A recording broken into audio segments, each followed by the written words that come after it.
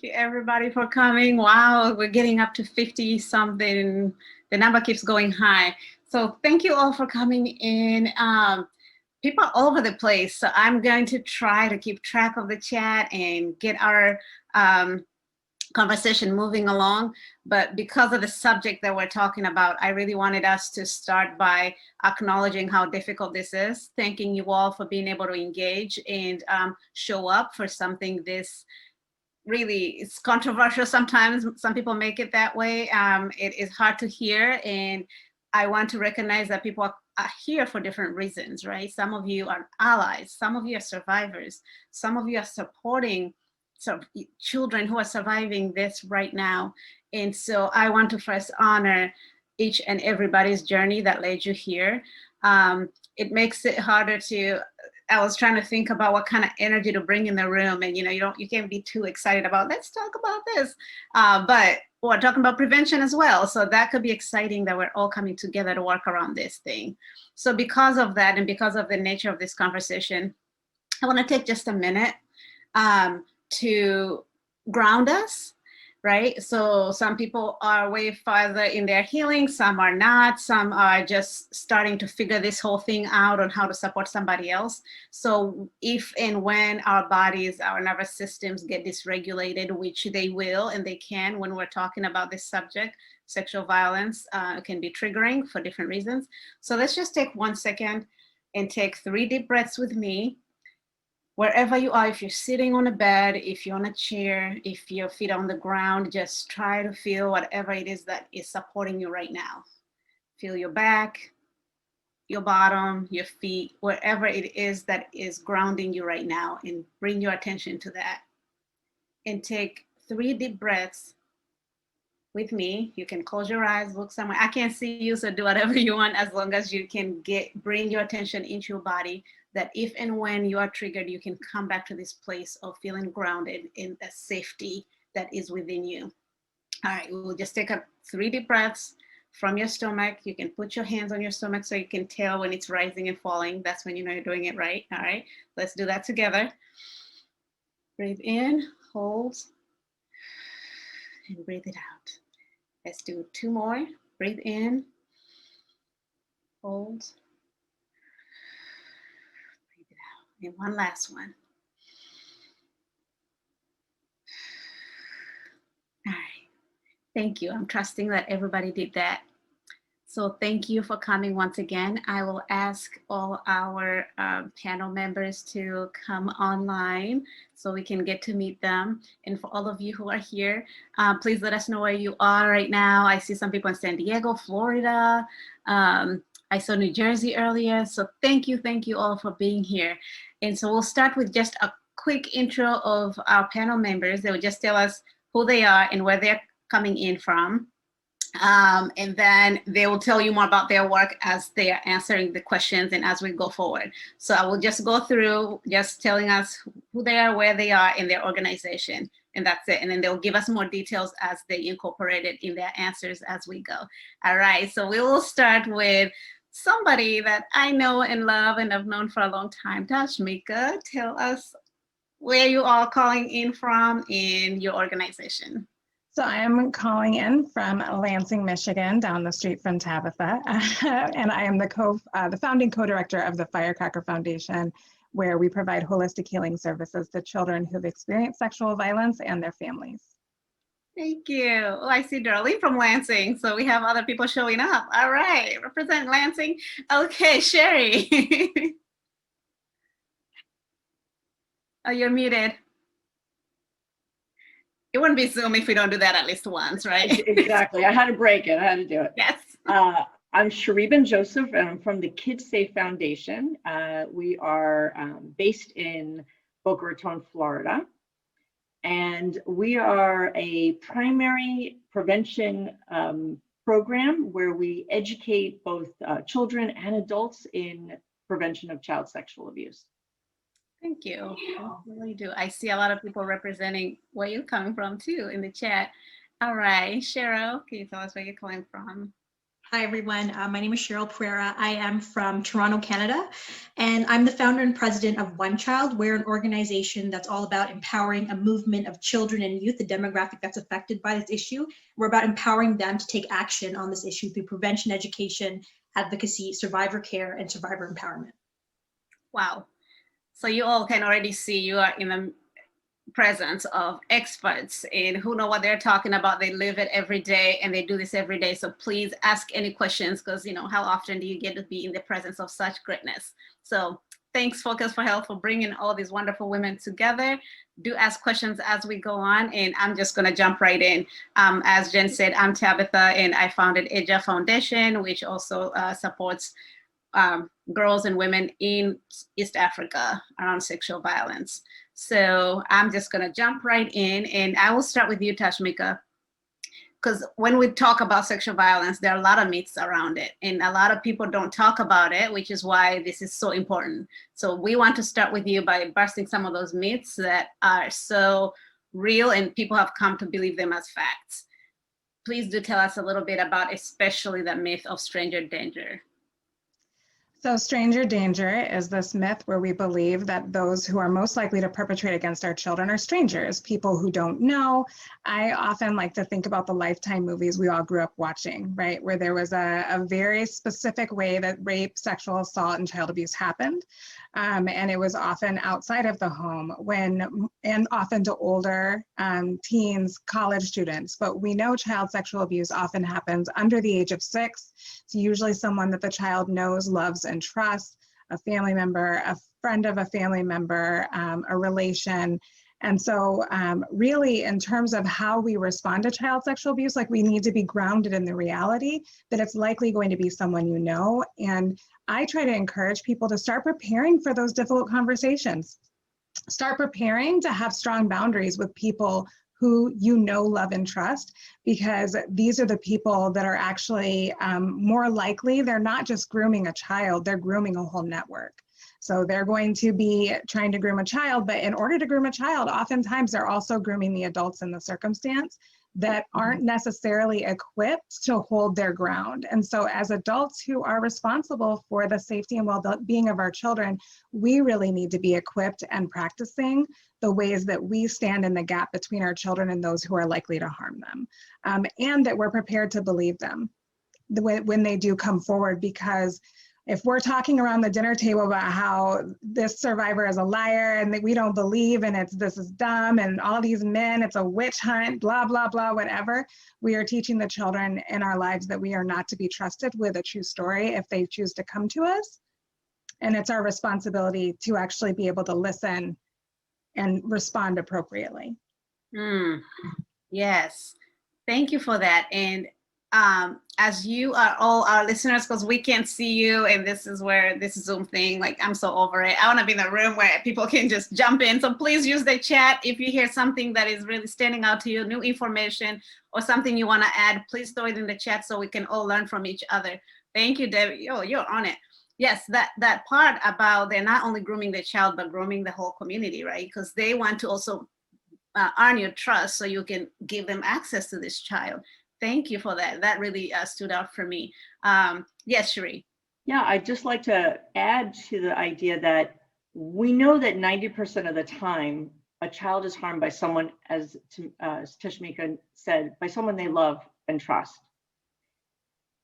But part of the problem is that even though we intellectually all know this, most people in the general public and all the parents, the young parents that are now raising children, are still holding like a safe place for the stranger danger myth because they feel safer there. They don't want to allow that information in. And that's part of the hurdle of why we're all here today and why you are all listening. Because if we can take what we learn here today, a few tidbits, and share it with other people, we'll start breaking that myth. But that myth is not just intellectual, it's psychological. And it is very hard for people to literally take their head out of the sand and think, oh, my family member could harm my child. The tutor that I absolutely love, the babysitter, the person at church who runs the youth organization, whatever it might be, could be a person potentially that could groom me and my family. And until they sort of accept that as a truth, they won't be able to do the best they can do to prevent. You know, we can't see what we don't want to see. So that's just an important piece of that whole stranger danger myth. You know, there's Sorry, I'll let Cheryl go. Yeah, so the work that I do is mostly around sexual exploitation of children, so sex trafficking. And, you know, the same thing in terms of stranger danger. There are so many hoaxes that are kind of floating around social media about, you know, somebody stalking you in a Walmart plaza or a Target plaza, and this type of stuff, you know, really gives a lot of misinformation, and people start looking for the danger in, you know, the tall man that's in, you know, a trench coat hanging out at the park, or stalking you at the Walmart plaza. So it gives them wrong information, and then we end up looking in the wrong places. So this is something that's extremely important. So absolutely, stranger danger. We need to move away from this idea. Yeah. Oh my goodness. In what you touched on, all of you, that piece around, there's a cognitive dissonance, right? What kind of community or world would we live in if we believed that our pastor, our doctor could harm our child? The uncles, right? I'm a survivor, somebody I know. If we believe that, it makes us kind of not almost paralyzed to live our lives. So psychologically, it does that intentionally to protect us from having that fear constantly. So we have to be intentional about bringing that knowledge in and intentionally protecting our child. Tashmica, you're going to add on, and then we'll jump to Cherie to jump into prevention. So now that we know that, how can we take these steps? So we'll let Tashmica add on the stranger danger. Tabitha, I just thank you so much, because what I was about to say is that we also have to recognize that we as adults are not coming here with a clean slate. And the reason that we have a hard time reckoning with the fact that we are not safe is because we've done a lot of work probably to establish safety in our adult lives, right? Especially many of us, if the statistic is that 1 in 3 girls, 1 in 6 boys, and we know that that's underreported, right? I know in my work that I feel like I feel like I sometimes don't know anybody who hasn't experienced sexual violence, you know, like I feel like it that intensely. And so then we have to also reckon with the fact that adults are still healing from that harm, and to disrupt their sense of safety is really hard. And so I don't want to come from a place of judgment, but I do want to invite survivors to sit in a space of that knowing and that knowledge, and not turning their back on it, because that is not a real sense of safety. The truth and reckoning with what actually can happen is how we actually find safety for our kids. But my heart does break for the idea and for the feeling, that sense that we all want to feel safe so much, and especially if we've experienced violence. That's all we want, and that's all we want for our kids, but we can't settle into that false sense of security at the detriment of our children. Well said. Well said. Yeah. Well, let's just jump right into prevention, Cherie. So, wow. So where do we begin? You know, where do we start this conversation? And our philosophy is that we need to make primary prevention a part of parenting, like a natural part of how we raise our children in today's world. To get there, we need to educate the parents, we need to educate pediatricians, we need to educate all the people, the village that it takes to raise our children. And many of us, including myself as a survivor, there are over 42 billion survivors in the United States. So we all bring in to our raising of children whatever healing or baggage or combination of both that we're on our journey. So we need to learn how to be healthier adults around this issue, so that we can raise our children with prevention from a place of empowerment versus a place of fear. And that's what we tried to do. That's not what we tried to do. That is what we do at KidSafe. And we do that through adult education and awareness, and having these tough conversations with parents and professionals who work with children, but also through curriculum, also through actual education that's provided to children in schools during the school day from the age of 4 years old through 5th grade. And people say, oh my God, you're talking about sexual abuse to 4-year-olds? No, no, we are not. But we are talking about skills and life and having a voice and having a safety voice and having trusted adults and who's in your circle of safe adults. And we, Tashmica, Tabitha, you mentioned, having fun, what your mood is going to be to present and start this event. And to me and to my team, we get excited, we get excited and we get pumped because it's fun what we do. We're doing the primary prevention. We're trying not to send, hopefully to prevent more people from being sent to the other wonderful people who are in this room with me. And our goal is to really make sure that parents understand that just like you teach them swim safety and just like you teach them car safety and etiquette when you're at a person's house, that you teach personal safety. And it's just a part of being a parent. Let's start with that. Thank you. Yeah, normalizing this conversation. That's what I'm hearing, right? We're teaching them how to say please and thank you. We teach them how to have those kind of manners. We teach them how to do all kinds of things, but the one thing that could harm them for a lifetime, we somehow do not talk about it. That's what I'm hearing. And we know that silence only empowers the perpetrator, because the more we don't talk about it, the more space they have to do whatever they want and get away with it. So normalizing this conversation, which is why we're all here and you are all here, so we can start learning how to have these conversations. I've told my kids around, one, even calling your private parts by their name.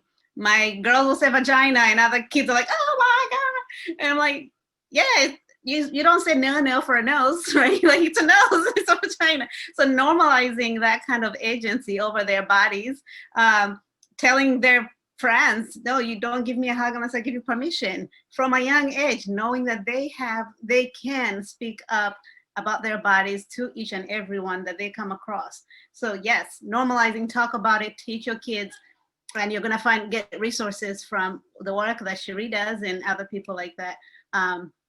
So anybody, Cheryl, do you have anything to add, or Tashmica, before I move on? Some kind of challenges, maybe opportunities around these conversations that you've come across in your work? Yeah. So we work with some of the older children, so maybe 12 and up. And, it's funny because so I'll give you the Canadian example. Up here in Ontario, we are the leading province in all of Canada. And even then, we still are way, way behind the US. This issue of child sex trafficking, this is in the grade 7-8 curriculum, but teachers are not actually trained on how to present this topic to their students, and are not trained on how to help a child if they disclose.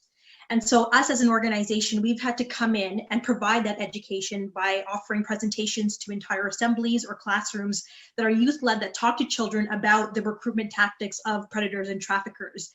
And even though we're pushing so hard and trying to get in as many schools as we can, and even then we're still facing resistance from schools that are concerned that parents will call the school and say, this is an inappropriate topic for my child to listen to.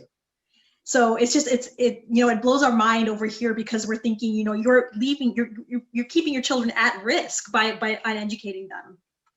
And so, we really need to drive this point home. The average age of being recruited into the sex trade is 12 or 13. The average age of first watching pornography is 11 years old, with anecdotal evidence leading to 8 years old and addicted. So kids are absolutely being, exposed to this stuff, whether we like it or not, whether it's through, social media, the internet, influencers, celebrities, music, advertising, all kinds of stuff. And I'll give you an example. So up here in Canada, we have a clothing company called Garage Clothing, and it's quite popular among 12 and 13-year-olds, or like teens and tweens. And they were advertising a line of clothing that was like skin toned. And they thought that it would be punny if they use the slogan "send nudes" in the title as a way to kind of advertise this. And it's just, our parents are the ones who first sounded the alarm before we even did. And now, we're taking steps, but the company was absolutely, not open to kind of taking any type of education on this issue. But it's this kind of stuff that really normalizes this risky online behavior and among, young impressionable children. And that can lead to like sextortion and cyber sex trafficking. So, if children are not learning from their parents, if they're not learning from school, then they're learning about sexuality from pornography. They're learning about it from the media. They're learning it from their friends, their older friends, their boyfriends, and quote unquote trusted adults. So we really need to have this conversation in young. Yeah. Wow. Yes, I hear you. Somebody just said, who approved that slogan? That's what I was thinking. Like, come on, people. Oh my goodness. Yeah, Tashmica, anything you want to add on how we have, I know you have these conversations and you have boys.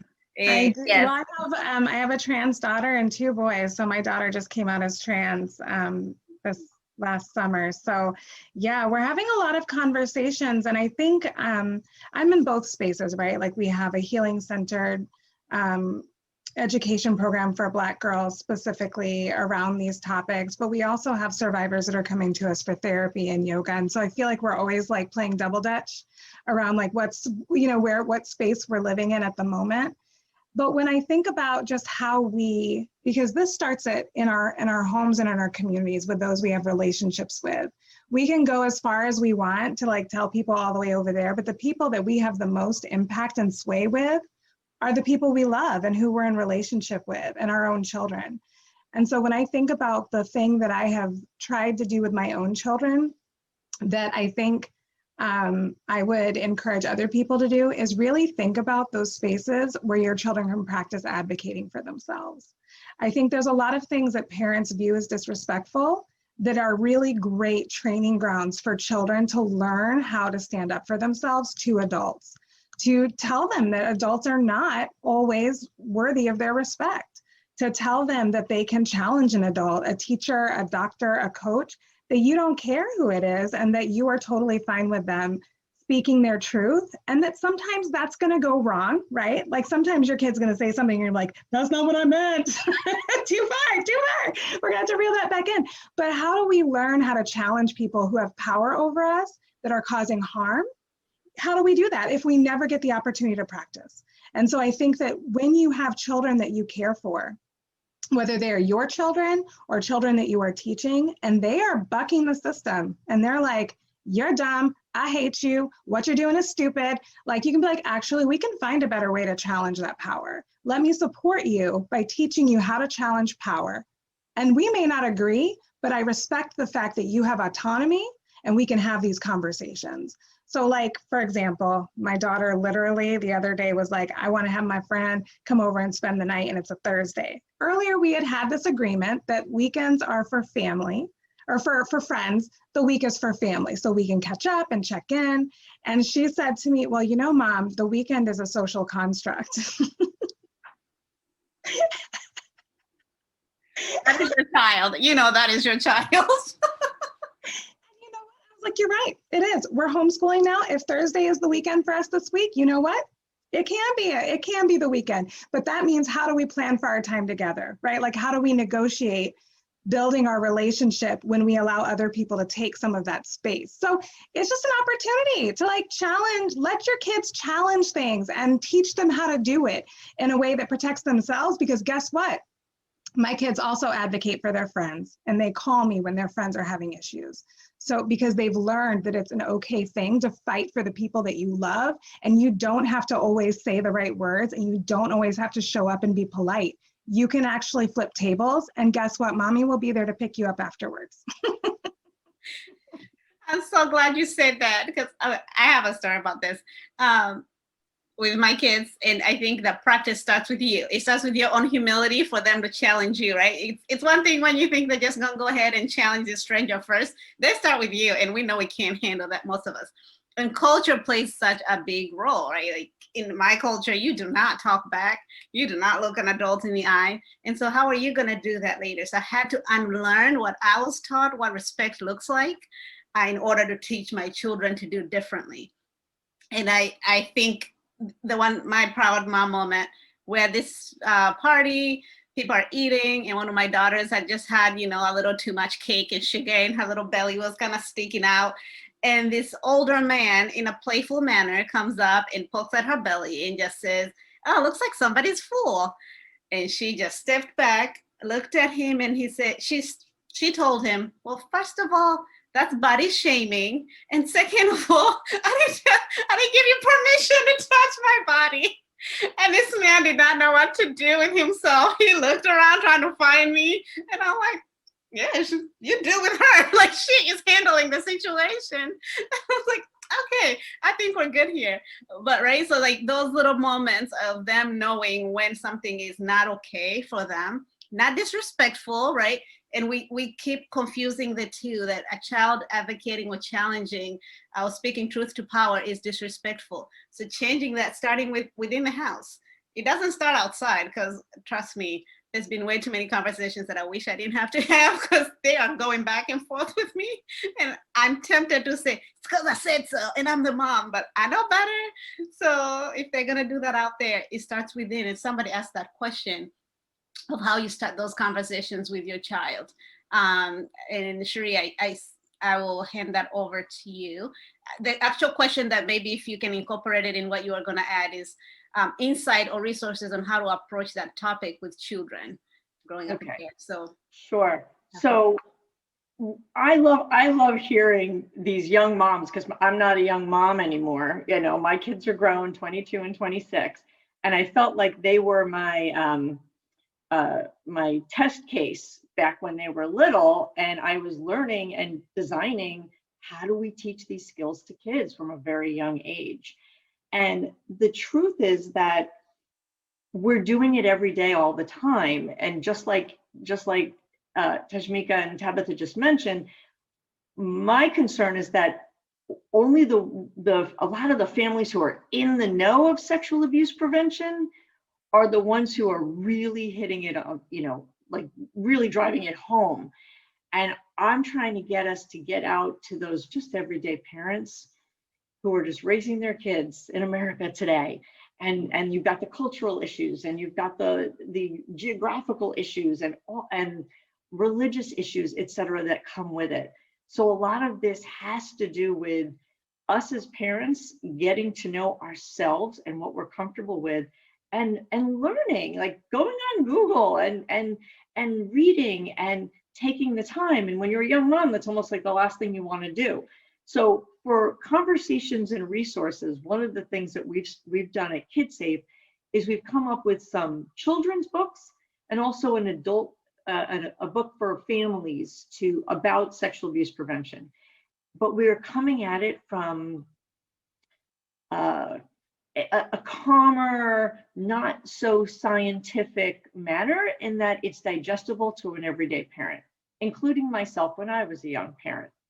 Because I think that when we come at it, with a lot of the stories that we know and are dear to our hearts, it frightens some people away. Even though we know in the room, when we do have a room, like we have a room of, oh my God, wonderful 73 people, I know that a lot of people are there are raising children, and they are survivors.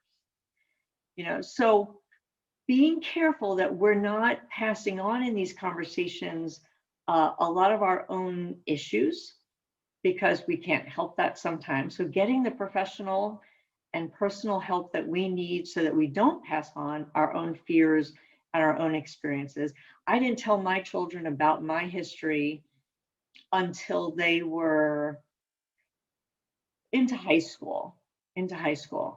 And yet they'd been to my talks. They could stand at the volunteer desk and explain to you what KidSafe was. They could teach you all the KidSafe skills, because they lived, breathed, and I was the KidSafe mama.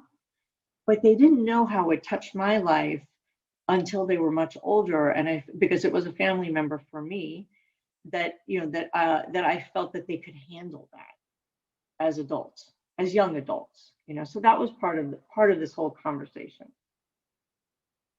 But the conversations start when you're watching a TV commercial and you're with your 5-year-old, and it's a children's program, and a commercial comes on, and you say to your kid, "Can you tell me what you think that was about? Let's talk about that." And someone said, and the child says, I don't know, I think they were selling a car with a lady laying on it, you know? And that's when we start ripping apart what media has done to make our job so hard in what we're doing. Because all of the things, Cheryl, that you were saying before regarding media, it's all money driven and sex driven. And we have to break down those barriers and make sure our media calls rape rape and not a relationship between a teacher and a student, and all these misconceptions that they keep on pushing down our children's throats and ours and ours. Most people are not contemplating what they're taking in when they're just relaxing and watching a program on TV, but it all influences who we become and how our children grow and understand media. I mean, I can't see a 12-year-old on Instagram without the pussy, this puss face kiss thing that drives me nuts.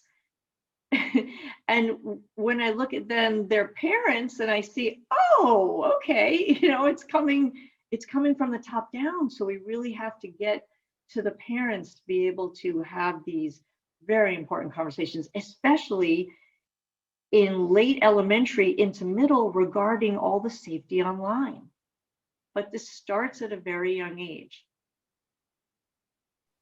Thank you. You touched on really many good points that I want to kind of highlight a few that really stood out that I hope everybody caught. There's the idea around trauma not transformed can be trauma transferred. So for a lot of survivors who didn't get a chance maybe to work on or process or heal their own trauma, or they're still in that process while raising children, that awareness of how your own trauma shows up into your parenting. So maybe your fear around talking about these things that you're still processing might be getting in the way of having those conversations. So that awareness and that grace for yourself of what you're working through, and finding the support for somebody to fill in the gaps that maybe you're not able to or ready to do that, such as all the resources that people are sharing. So I think that was really key that you touched on. And the idea, we live in such a different world than what most of us grew up in. So we're doing more of unlearning or unteaching our children, deprogramming than we are programming, right? They're taking it way more than we give them, and mostly really like all the TV and media stuff. So that we have to spend more time deprogramming, processing what they're seeing, how are they understanding it, and teaching them the right from wrong, teaching them that critical skill around, analyzing what they're hearing and what is it that serves them versus not, which is such a difficult job on top of everything else we're doing. So thank you, Cherie, on that part. Cheryl, you had your hand up on that. And then while you're doing that, I will throw in the next part that after you, Tashmica, can just go right into around looking for those signs in grooming. And I know you would have to add on that as well. So how do we see that this is starting to happen, or it is happening in all of this that we are talking about? So go for it, Cheryl, and then Tashmica. I will not interrupt in between, promise. My comment was about what we just finished talking about. Is that okay if can I put Correct. Yes, I just wanted to throw in the second question so you just go right into it. Okay, yeah. So I can share a little bit about the kind of approach that we take at OneChild in terms of the presentations that we do in schools. So we really take an empowerment approach. So what we do is, the first thing we do is we talk about, we give them child rights education. So we talk about the UN Convention on the Rights of the Child, and how that every child is guaranteed, it's their human right to be protected from sexual exploitation, and it's their human right to have to have a say in matters that affect them, and to take action on issues that affect them. So we show them that they can participate in this fight by raising their voice. And so many of the kids actually end up going to their parents and educating their parents about child abuse and sexual exploitation. We also talk to kids about, really this critical thinking around pop culture and the influence of the media and celebrities and all of those things. We talk about things like pornography. We talk about OnlyFans. We talk about all these type of things that are really contributing to the sexualization of children. And yeah, I think there was just one point I was going to say and I've forgotten it.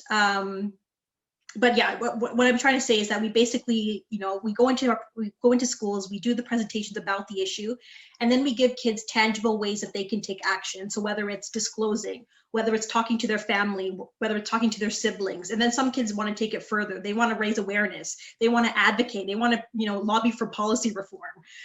You know, it's a ladder, you know, of kids who get really excited and they feel like they actually have a role to play in their own protection.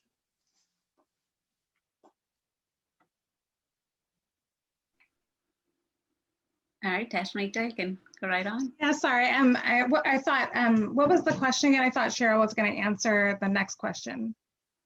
Well, you both can contribute around grooming. How do you know? Oh, thank you. For, so I like that the empowerment piece came in as well. So now, how can the child and the parent know that this person is starting to groom them for?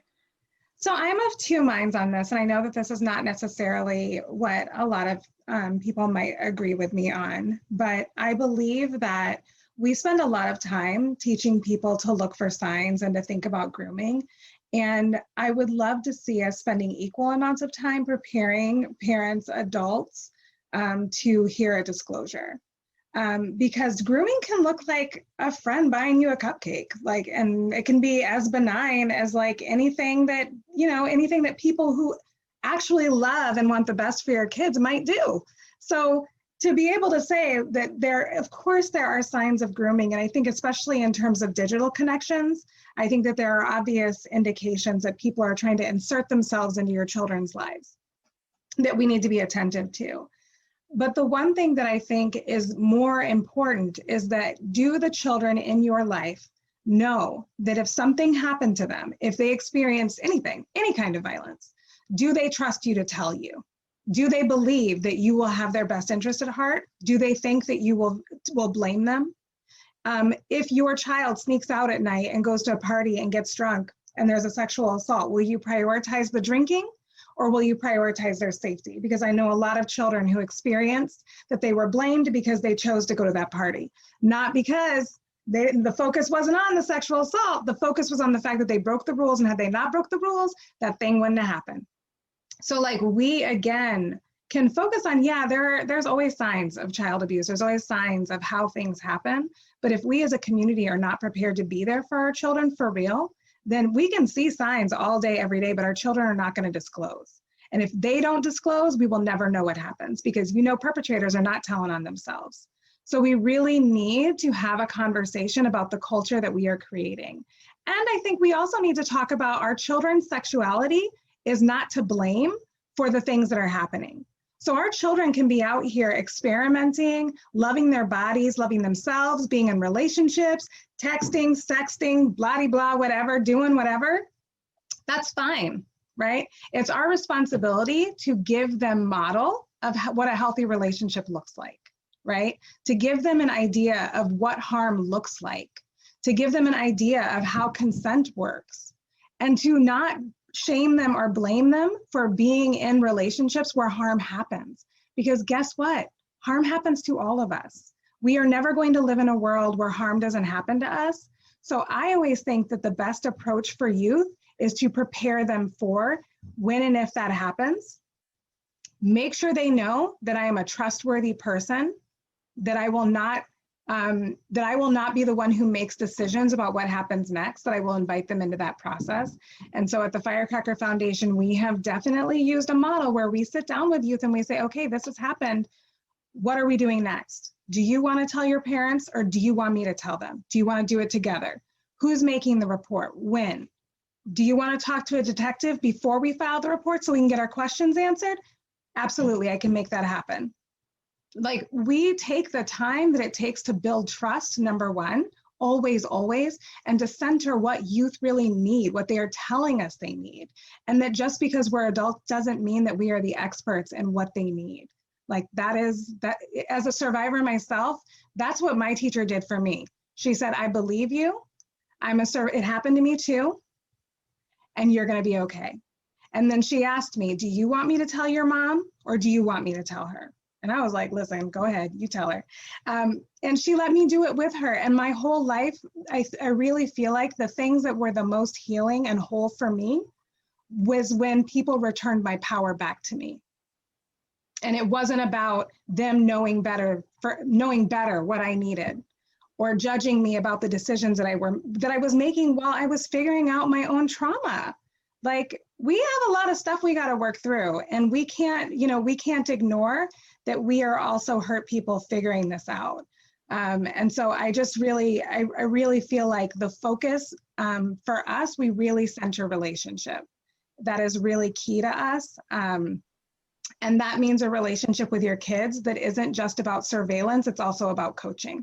So you can look at those text messages, you can do it, but you need to be able to do it in a space that your children trust you and know that you're looking at those text messages and know that you're doing it together so that we can make a plan for how to keep you safe. So I've got to jump in. I just got it. Go for it. Where does that all start? How do your children know you are an approachable, trusted parent? It starts when they're babies.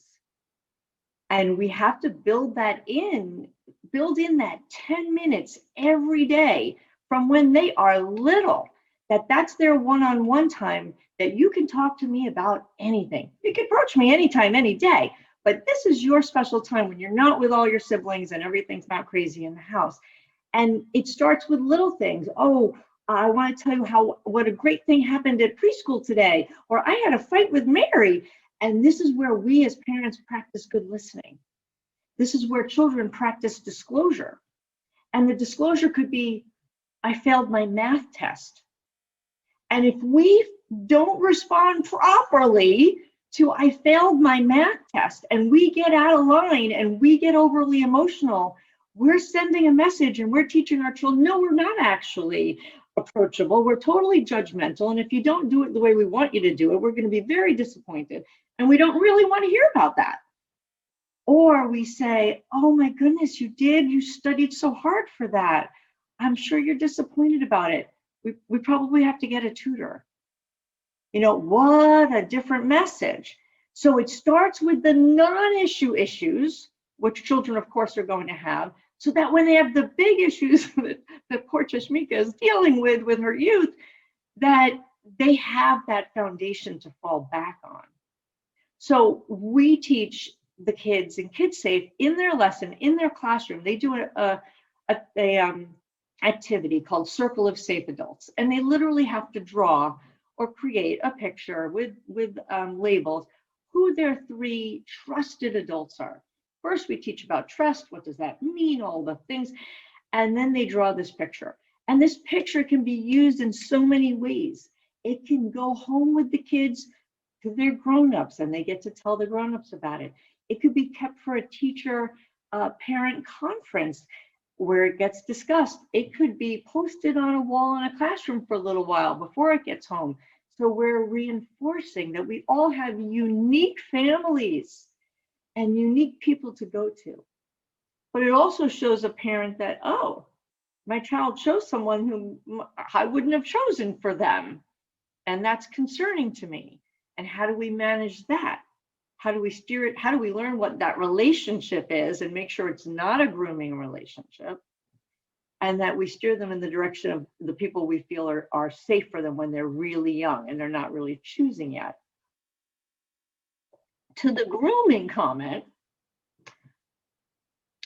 when we're working with really young kids and parents of young kids, we feel that teaching them about the grooming process, the machinations, the manipulative behavior, and how they get tricked themselves, usually before the child, is an integral part of empowering them.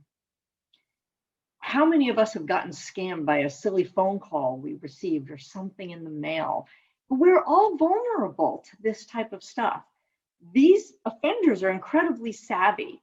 But if we can empower parents and teachers with how they manifest this, how they manipulate a community to believe they are something that they are not, and what those red flags are, we will be better apt to stop them in their tracks. But once again, we have to talk about it. And then, of course, disclosure.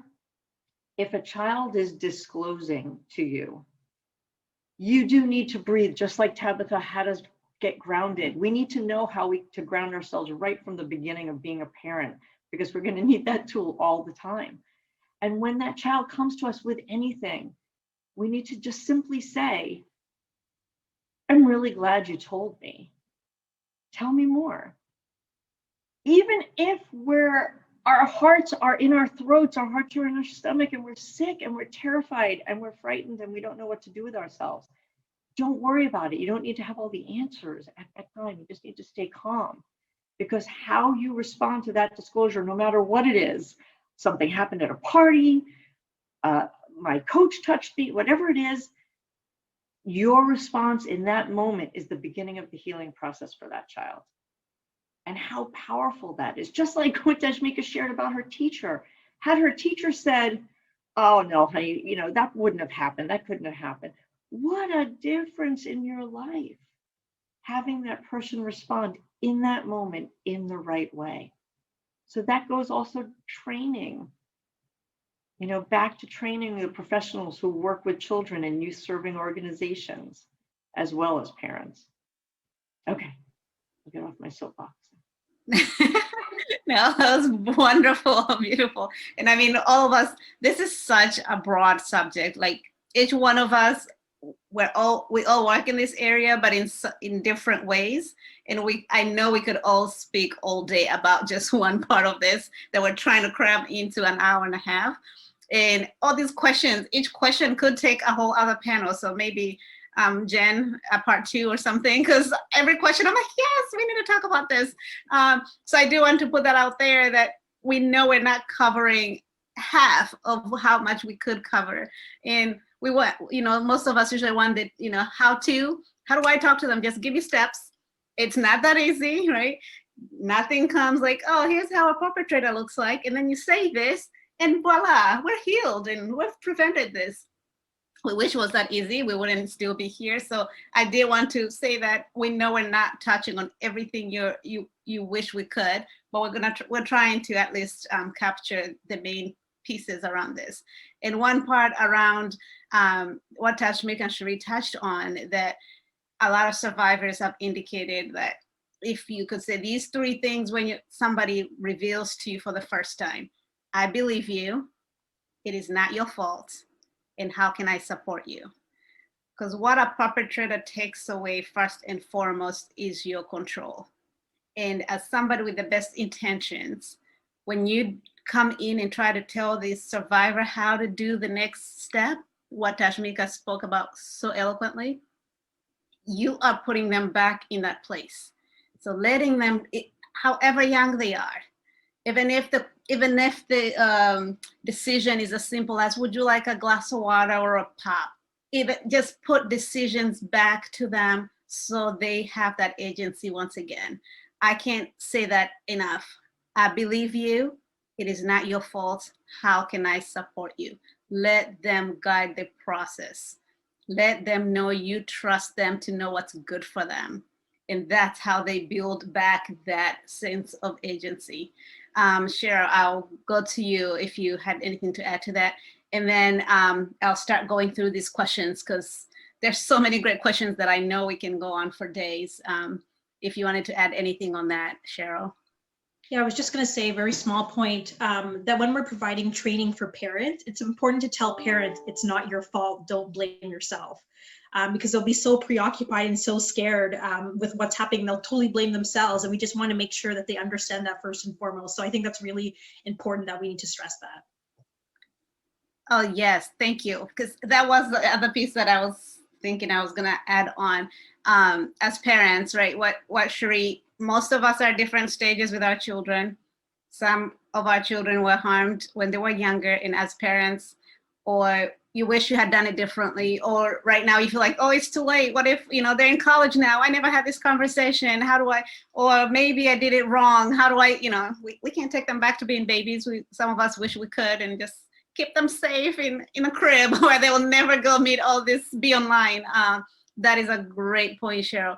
So even if you've passed that time of, little babies, there's never a wrong time to have these conversations, especially if you don't know what you don't know, right, at the time, and you do your best with what you knew then. The grace for yourself as a parent is so key. And the other piece is not judging your past self with the wisdom you have now. What you had then is what you used. And so what you have now is what you can use through humility. You can revisit these conversations with the adult children. Like, listen, I didn't know these things back then. Maybe a lot of people don't even talk about it till they're in their 50s. I had a woman come up to me after I was sharing my story, and she's like, you're the first person I'm telling this. She was 50 something. It's never too late to make space for that person, and not because you failed, you just didn't know how, and having that grace for yourself wherever you are with the, Maya Angelou said it best, right? When you know best, you do better, right? I don't know, I'm saying it wrong, but so you get the point. So I'll just jump in these questions because they're such great questions, and they tie in everything we wanted to cover. I'll just throw them in there, and whoever feels like they have something to say about it, you can just take it on. And so I'll just go in order of it. How can the paradigm be changed if there is low prosecution of these non-strangers? So around the idea of it's the people we know and trust who are perpetrators.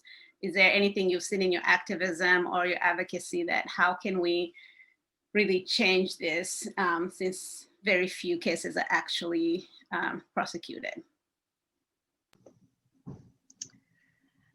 Yeah, that's a really great question. And I think that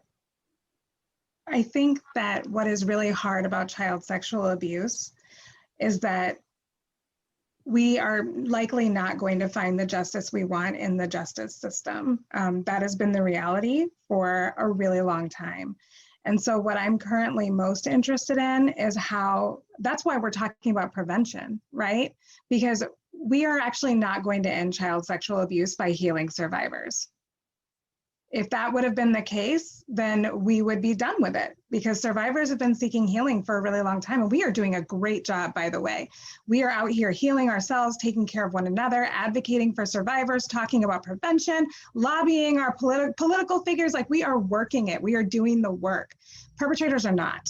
The work that they're doing is about causing harm. And so if we cannot trust the justice system to actually provide us the justice that we need, then we need an alternative plan. And for me, I feel like at this point, what we need to be thinking about is how do we interrupt small acts of harm that are likely to escalate? That's the work that I'm interested in now, as we're talking about youth who are participating in sexual harassment or doxing or cyber stalking, or, there's all these ways that sexual violence starts out much smaller than the acts that we see far down the road that cause so much more harm. So how are we as a community planning to intervene and provide services to people who are causing harm in these smaller ways, so that we don't ever see them in these bigger spaces?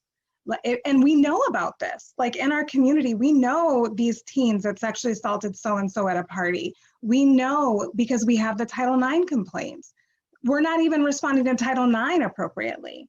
So if we can take a step back and honestly think about the justice system as a space that we are challenged to even think about reforming. Reform has not changed any of the outcome at this point.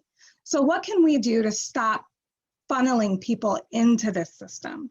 What can we do to step in the way and prevent this harm from happening? And how can we focus on healing, not just for the people who are being harmed, but also for the people who are being harmed or who are causing the harm?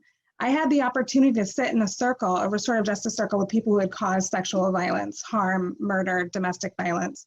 And one of the things that was incredibly profound for me was that so many of them had a story or had an experience of men or of people who they looked up to approving of their violence that they were causing. So when I asked them, what would have been the thing? What would have been that small, when you did that small thing, it was a harm that was terrible, but it wasn't rape. It wasn't domestic violence. When you did that, what would have been the thing that would have changed your future outcome?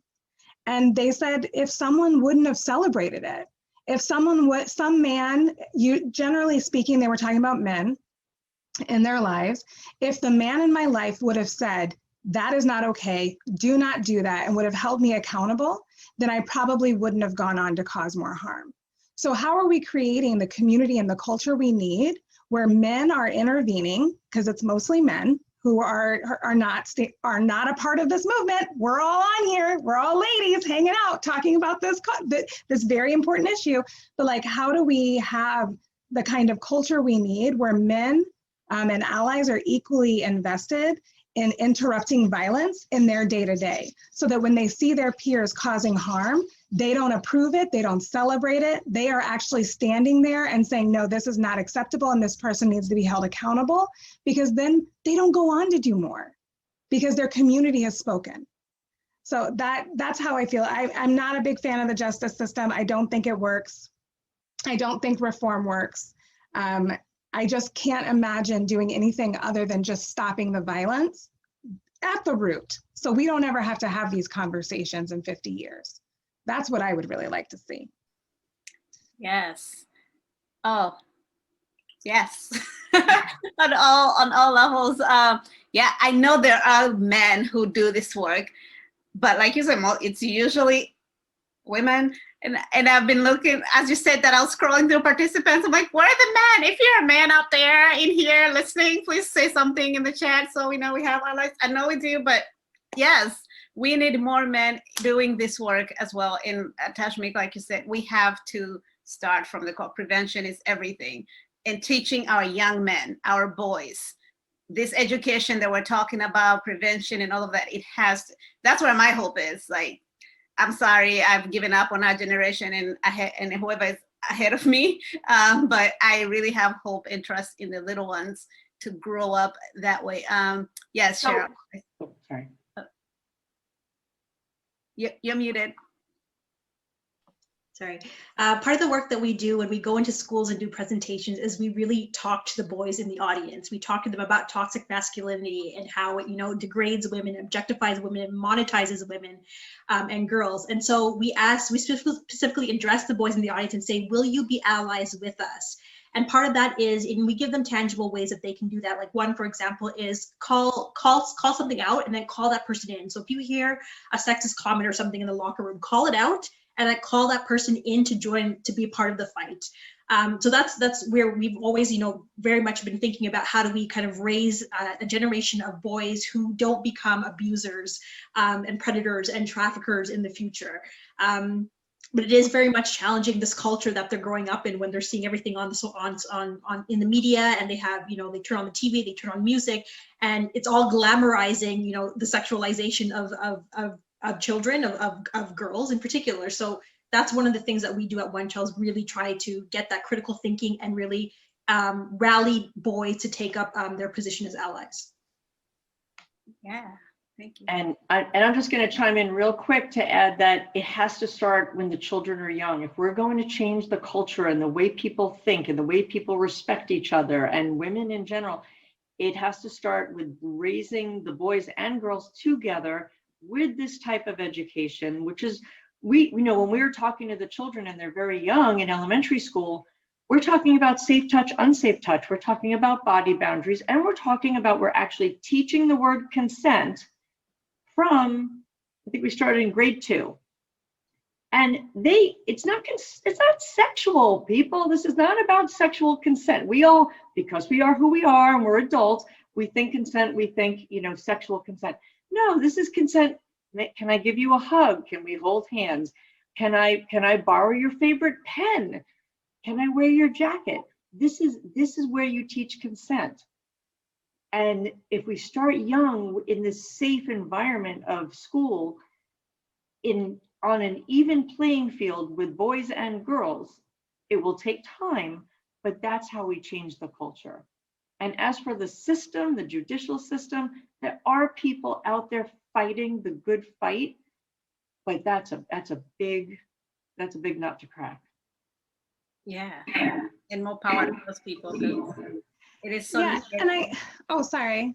Oh, I just wanted to real quickly say too, that I think when we're talking about concrete steps and we're getting like, I can sense that some people are getting a little overwhelmed with like, oh my gosh, there's so much to do. I got to talk to my kids. I didn't talk to my kids. If we approach all forms of violence in the same way, then we'll be okay. Because child sexual abuse and the way that we respond to that versus the way we respond to bullying versus the way we respond to addiction versus the way, it's very similar. And so if you have a strength, if you have something that you're more comfortable with, like maybe you have a family that's really had a lot of experience with addiction, or maybe you've had a lot of experience with houselessness, and not having stable housing, we need to believe one another. We need to find solutions that work. We need to treat things like a public health crisis, right? And not make people feel shame. I just feel like all of these things are very similar. And I don't want anybody leaving today being like, oh, child sexual abuse, I can't, it's too, I haven't started when my kids were young. No.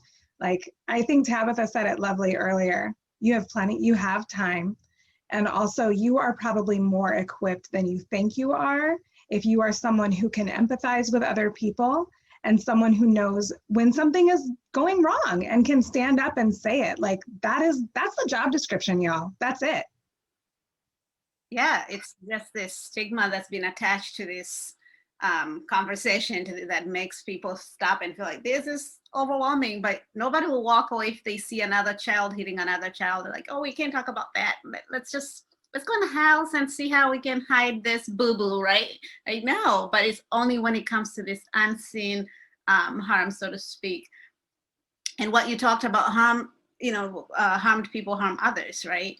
So a lot of the perpetrator, it gets so complex. That's the part that I was kind of saying. Sometimes it's other kids, their friends, their cousins, their siblings, right? And then things really get tricky. So around just being, it can get really big and complex. But what she's saying, empathy is at the bottom of this whole thing. Being able to make space and create space for the survivors and supporting them and calling it what it is, accepting it, having the language for it for yourself and for the kids who are involved. I'll just jump right into the next question so we can try to get to all of them. And I'm just gonna use this question because 3 different people have asked it differently, but I think they're all asking the same thing. How much COVID has, and closing schools has set back the education front? And so Cherie and Cheryl, you're mainly into that education aspect. How has that really affected how you reach teachers, children, and then how has it affected your work too? Because you are in the community, Tashmica, in all of that. So in what ways have you also kind of pivoted in order to, so this is the piece I'm adding from a different question because I think it's all related. Because of COVID, it has brought a lot of kids to being online a lot longer than they used to be. So how have those 2 things kind of challenged how you do this work, and what solutions, if any, can you offer? I mean, this year has not been my favorite. It's been a really challenging year. I was just saying that I am so tired of pivoting. I feel like I'm just bobbing and weaving over here, folks, and it has not been a good experience. I'm really tired of it. So wear your mask, get your vaccine, do your research, but get your vaccine, and please help my life get better.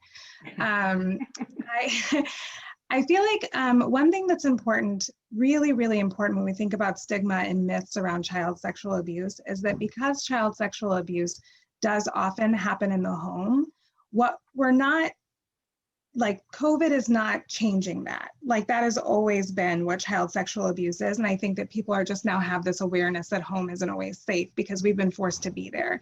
So I just want to name that the people that didn't know that, right? The people who thought that the home was always safe was never survivors. And that this is not like a resurgence because of COVID. I think what the problem is, obviously, is there's more time at home. And the people who typically report child sexual abuse, more often than not, are teachers and school administrators, because those are the people that have the capacity to build the most trust with children. So I think there's like a nuance there, right? Child sexual abuse was is still going to happen in the home pre, post COVID. Just is.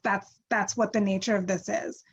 Also, kids don't have access to the people that love and trust that they love and trust in the same way at school. And so one of the ways that I feel like that has really changed for us, or a way that I have thought about this a little bit differently, is I really want people who are everyday people to accept the role of prevention worker. Like, I know that many people will look at people like us, or many of the people in the comments, right, that work for different spaces around healing and justice, and think, well, you're the professional though, like, but you're the professional. And I really want to see us building our capacity as community members, as family members, as cousins, as aunties, as, as like neighbor lady like me, that just has the capacity to build safe relationships with kids, so that kids always have a safe adult to talk to. So that when you are in your neighborhood and you witness an abuse happening, you have a relationship, or you have a way to interrupt that abuse.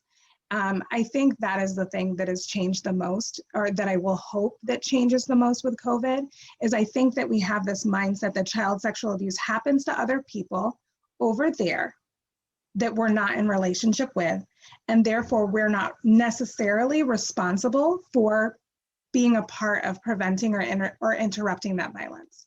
So for us, that's been something that we've been really trying to inspire our community to think about, is how are you taking care of the children in your community right now? Where do you have spaces that you can participate in childcare, where you can release the stress for parents, pick up their groceries, make sure that parents are feeling loved and supported, just really doing some community-based things that are about building safe relationship, because we have to think about the things we can do, right? We can't open all the schools. We can't do that. That's not a possibility. But we can create a network of safety as a community based on our relationships. And then, of course, as an organization, our kids are doing therapy virtually. We just released a mutual aid fund specifically for Black girls to provide for basic needs. We're doing everything we can to make sure that we are accessible and visible to our community, which I'm sure that you all can appreciate that. And just trying to show up in our values that we are a space where people can come for healing, and also that those of us who are doing this work really also deserve to heal and rest during a global crisis, where we're not just dealing with a global pandemic, but we're also dealing with a resurgence of white supremacy and civil unrest. It's a stressful time to be a service worker. So also really holding space for my own team to have their feelings about the way the world is potentially targeting them as well.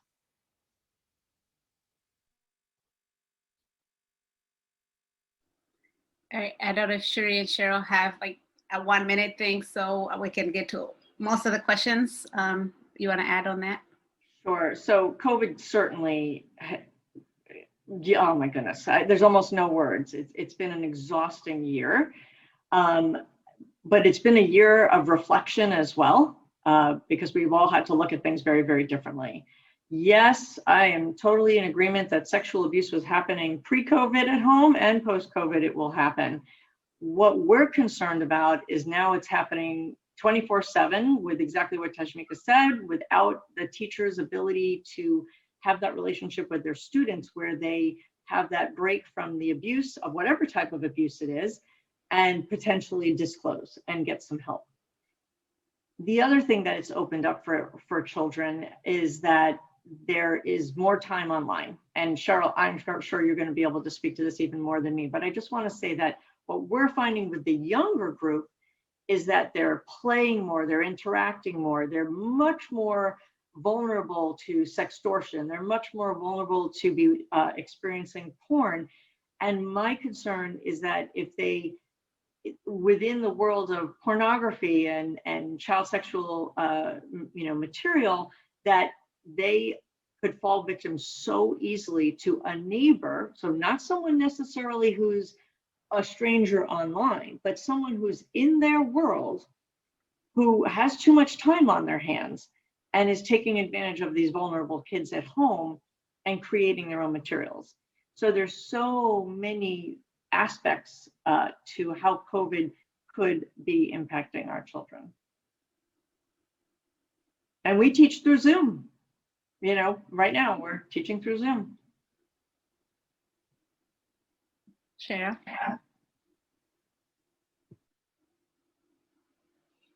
Oh, you're muted. Sorry.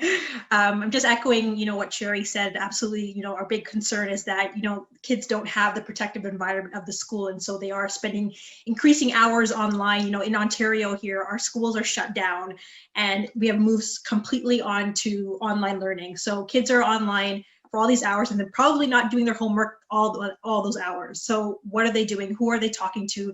Who are they building relationships with? Who are they building secret relationships with? So this is a big concern for us.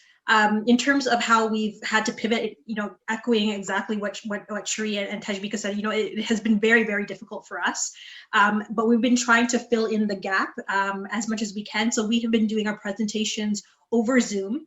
And we also provide a trauma counselor who attends the presentation. And if any child wants to disclose, whether it's at that point or later down the road, they have somebody to talk to, and they have the contact information, or they can speak to that person in real time through private message. So that's how we've been kind of still, you know, trying to provide that education and that support. And while I still have it, Cheryl, somebody asked a specific question to you, that when you're working in schools and addressing these topics, do you ask these students how they're influenced by the entertainment, like the music and all of that? And have they given you any insight on how that influences their behaviors?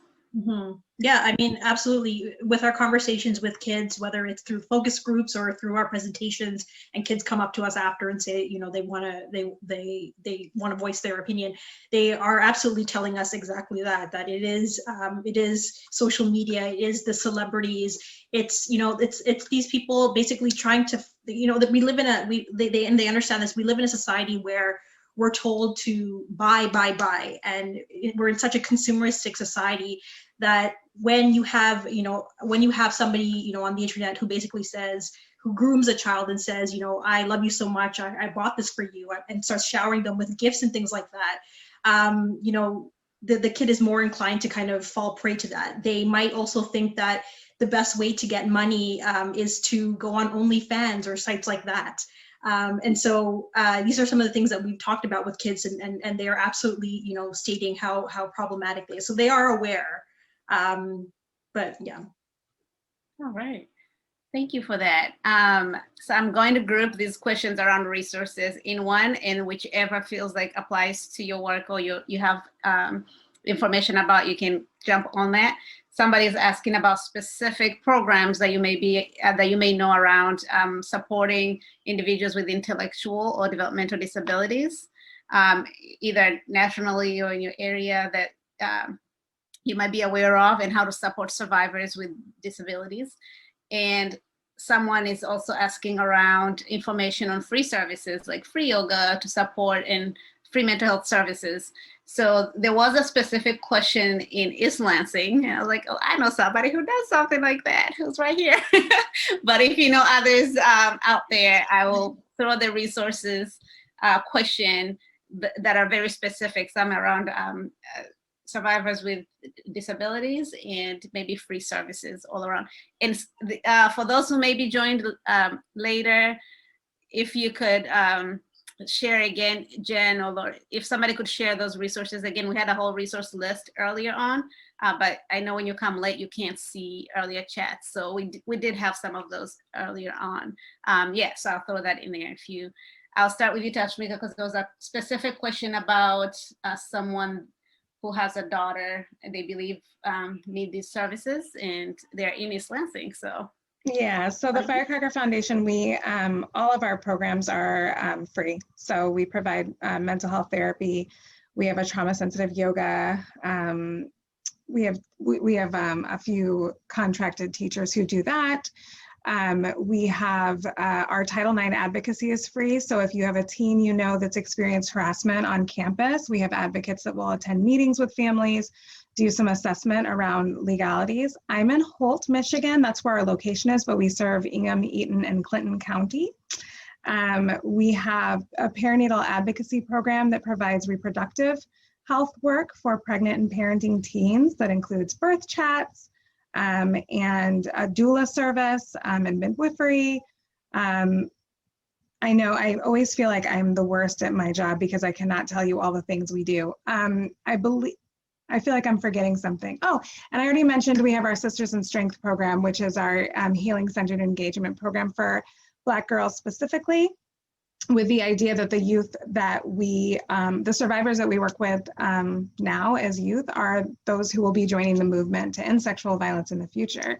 Unless we end it before they have to do it, which would be nice. But so we're really about also sort of in the similar spirit of what Cheryl does around lifting up the power and wisdom of youth in that program. So much of what we do, I don't think there's anything that we do that we charge for. So if you're interested in hearing more, I can pop my our website but I think it's on the event, but thefirecrackerfoundation.org. I will say that I anticipate that we will have a wait list for some time. I know that I have seen a lot more calls are starting to come through as things open up. Because as we know, as kids get access to those trusted people, I feel like disclosures are going to start happening. We do our best with our limited capacity to provide as much service as we can, but we're one of the few spaces that not only offers free services, but we don't put a time limit on the services that we provide. So if a child needs to be in therapy for a few years, they're in therapy with us for a few years. But that's the kind of quality care we want to provide for our youth. And we hold space for them in that way, so. Thank you. Cherie or Cheryl, any resources you know of around mental health or specifically for individuals with disabilities? Yeah, I'm gonna give a more general idea of resources, because sometimes it's so overwhelming. Like, where do you start to find these places? And we all have very individual needs. So if you're already in a situation where you are a survivor or your child is a survivor, that you should look into your local children's advocacy center. And they're national. It's a national organization. And they're not everywhere, but they're almost everywhere, and they usually can link you with local help in your area. So not necessarily them. And then I don't know if across the nation there's 211, but 211 is an informational resource where they do a really good job down here collecting everybody's information to make sure that they have access to those resources. And when they get those random calls, to match up people with the programs and whatnot that they need. So, for general national, I would aim in that direction. Yeah, that's okay. In Canada? Yeah, I think the best route is to probably go to your victim services. Contact them, and they should be able to connect you with various organizations that offer mental health support, all kinds of wraparound support. Thank you. All right, so we have 9 minutes. I'm going to make 4 questions into one, but kind of any takeaways, not takeaways, any last minute ways in which you can, somebody else around creating that environment, that culture that makes safe for your child to be open or to be able to talk to you about anything. Like, you already touched on that a little bit. Everybody touched on it, but if there's anything in general around that, and somebody, I guess overall, any kind of key, either in your own experience as parents or as experts in this area, also around media, kind of watching them versus what Tashmica talked about, just kind of coaching them, right? Anything kind of wrapping everything up, if there's one thing they can take away with how they can start implementing this work, having these conversations, what would be? And I just made that really long and probably confused you, but just one way, that one takeaway for each one who's here, like where do they start? And something that I forgot about it earlier, I was gonna use that example when Cherie talked about little things about consent. Can I use that pen? Can I use, and we think about it sexually, but when one of our kids, one thing, I can't remember where I got it from, but I saw somebody do it. I'm like, that's such a great idea, where you incorporate it in play. And I had to teach my kids' fathers to know when, if you're playing and you're tickling them or he's throwing them up and they're like, stop, stop. Even if it's playful, the minute she says no, I'll tell him stop. Like, she said that, you stop. Or you even do it intentionally and you practice with them to say no. And when they say no, you stop. So they know that their words mean something, and adults and everybody else can respect their words. So what are some of the tangible ways? What can they take away from this? Where do they begin? Big question, a 1 minute answer. So challenge. I'm going to jump in, and because I have the younger kids, so we'll start with the young and we'll work our way up. Okay. I feel so strongly that we just need to be able to define ourselves as approachable parents. And then we have to think, okay, so what am I doing every day that sends the message to my child that I am a genuinely an approachable parent? Because if I'm in front of my own technology all the time, I'm not really an approachable parent. Am I building in conversation versus just shouting, do this, do that, clean this, move that, get ready for soccer? What is the banter between myself and my children? And we all grew up with very different things than what we're trying to have our parents do today. So we have to unlearn some things, take the best and leave the rest, is how I refer to how I was raised, and then really practice implementing that. And it takes practice, and it's not going to be perfect. And we need our children and ourselves to be more mindful. And building in these skills at a very young age, and talking about bodies and autonomy and all that good stuff at a young age, is what makes them stronger to be able to work through listening and hearing about what they have to deal with, starting in middle school and on up. And it's been a pleasure to be here. Well, I love that. What can I do every day to be an approachable parent? All right. Sorry, Tashmica, where are you going next, or Cheryl? We're both playing with the mute button, trying to figure out who's going to go next. Yeah, I feel like, first of all, yeah, thank you so much. I loved this conversation, and I agree with you, Tabitha. I could sit and talk about this all day. And Tabitha and I have tried before to sit and talk all day. I think that it's so complicated with our own kids. And I think that, or with children, because it really just depends where your kids are. They're all different ages. Their capacity is just really different. And so I remember when my kids were smaller, when they were little, they were going out into the neighborhood. And it was like around the time when they first started riding their bike, like around the block, you know what I mean? Where we were really letting them go wild. They go all the way around the block. And I was so nervous, though, so nervous about them being able to be out of my eyesight, And I remember saying to my kids, like, that feeling you get when something just isn't right, when your stomach turns a little and something doesn't feel good. I remember saying to them, and I still say stuff like this to them, but I'm like, you don't have to explain that to anybody. You can just come home. Like, you can leave at any time. You can call me at any time. You never have to sit in a space that feels unsafe for any reason. I don't care if it's because you don't like the TV show they're watching. Like, you can come home at any time. And no relationship matters more to me than you do. And I think that there are ways that we can share that message over and over again at different parts of their life, because they're going to face different challenges. All violence is stuff that we want to protect our kids from, whether it's because they drank too much because they were experimenting, or someone is bullying them, right? So like like what Cherie said, we want to be approachable, but these are all practice sites. We need practice sites, and we need to, as parents, already be coaching ourselves into how we're going to handle these challenging issues in a way that doesn't shame or blame, but really helps find the resources that our kids need to meet those challenges with us at their back. Like we are at their back no matter what, not just for when they need to be accountable, but when other people need to be accountable to them. Wow, thank you. And Deborah, I'm just loving how you are really participating in this and throwing back what we're hearing.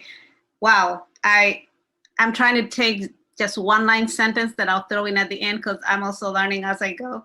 Tashmica's trust your gut. You can come home anytime. No relationship matters to me more than you do. I love that. I feel like I'm gonna put that on a t-shirt and have them wear it everywhere they go. It's like, tattoo my kids, come home. So, love it. All right, Cheryl. Cheryl's gonna share with us one sentence takeaway, and then I'll invite Jen back to kind of wrap this up for us. Thank you so much, ladies. I won't talk again after Cheryl. Just want to say thank you for being here, for participating, and Cheryl, take it away. Sure. So if you do want to start having these conversations with the older kids, with the 12, 13, 14, about the other dangers, you know, the online safety, the sextortion, the cyber sex trafficking. I started OneChild as a teenager, and our organization is all about empowering other youth to take action. So the resources that we have on our website, we have a specific website for youth.